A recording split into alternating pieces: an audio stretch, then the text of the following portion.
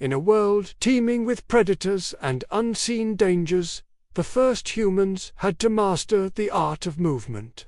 Every single step could mean the difference between life and death. How did they learn to walk, run, and ultimately escape the clutches of the wild? Let's journey back in time and uncover the story of humanity's first, most crucial steps. Imagine a time when our ancestors were small, unarmed, and incredibly vulnerable. Survival wasn't just about outsmarting the world around them. It was about conquering the very mechanics of their own bodies. Every motion we now take for granted, crawling, walking, running, climbing, was a monumental discovery. This was a brutal education, learned through relentless trial and error. By watching the animal kingdom, and through the painful lessons taught by every mistake, it all begins on the ground. The first lesson in survival is to stay low and move carefully. Before we walked, we crawled. Crawling wasn't just for babies. It was a fundamental survival tactic. Moving on all fours allowed early humans to navigate treacherous, uneven terrain with a lower center of gravity, reducing the risk of a dangerous fall. It kept them hidden beneath the tall grasses and dense undergrowth, out of sight from the ever-watchful eyes of predators.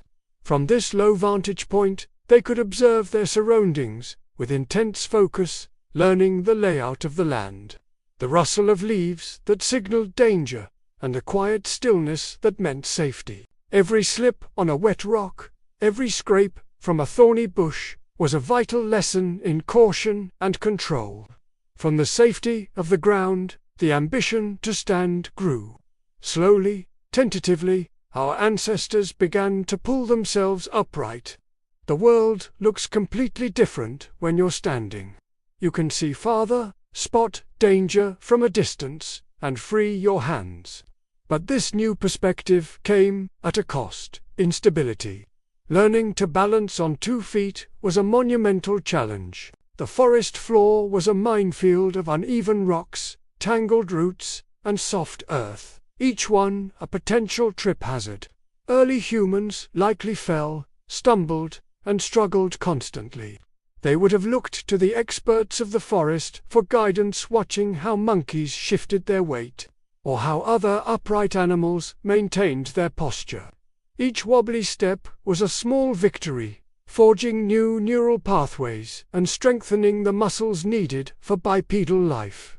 This wasn't just about walking.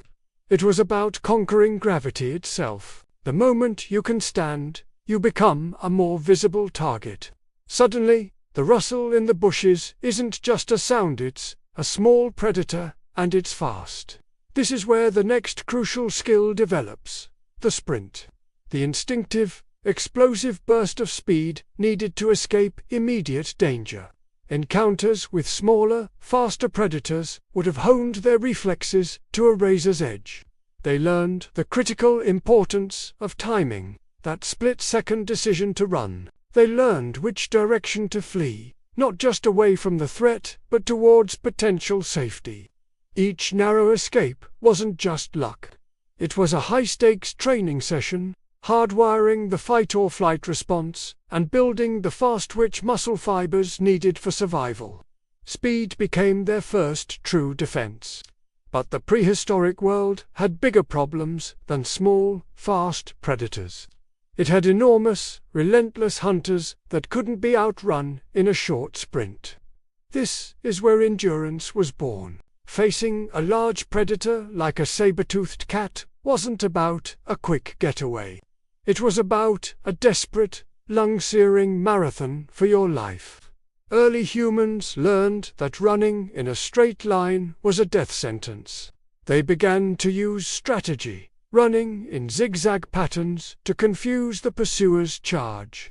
They learned to use the environment as their ally, identifying climbable trees or narrow ravines that a larger animal couldn't enter. This wasn't just running.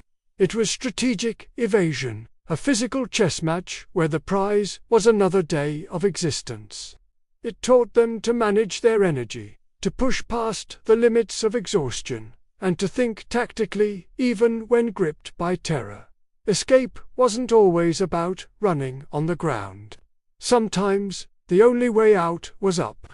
Climbing and jumping became essential skills, not just for escaping predators, but for finding food and exploring new territories.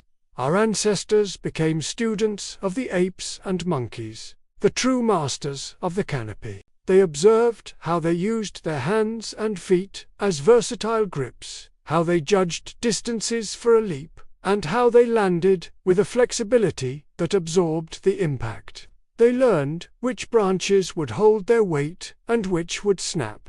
This vertical movement opened up a whole new world, a three-dimensional landscape of safety in the trees, with access to fruits, eggs, and a vantage point to survey the land below. Every climb was a lesson in physics, anatomy, and risk assessment. In a world of constant sound, silence became a weapon. Our ancestors discovered that quiet, careful movement was just as vital as speed. Stealth was the art of becoming invisible, a ghost in the landscape. It allowed them to turn the tables, to become the hunter instead of the hunted, or to slip past a sleeping predator without waking it. They learned to step softly, rolling their feet from heel to toe to minimize noise. They learned to use the wind and rain to mask their sounds.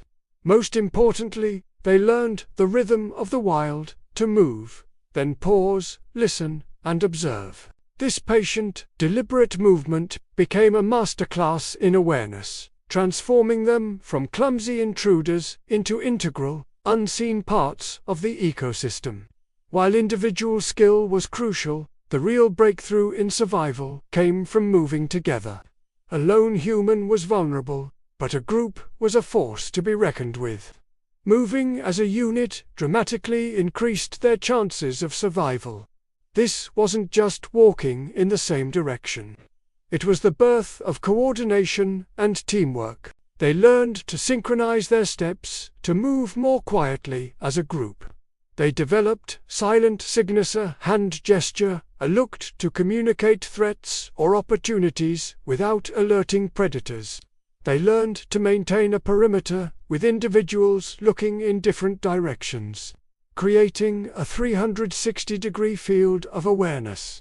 This collective movement was the foundation of community, a silent pact to protect one another, where the survival of the individual was tied directly to the survival of the group. Every day was a series of small, hard-won victories, successfully navigating a rocky gorge without a fall, evading a predator by scrambling up a cliff face, gathering fruit from a high branch that was previously unreachable.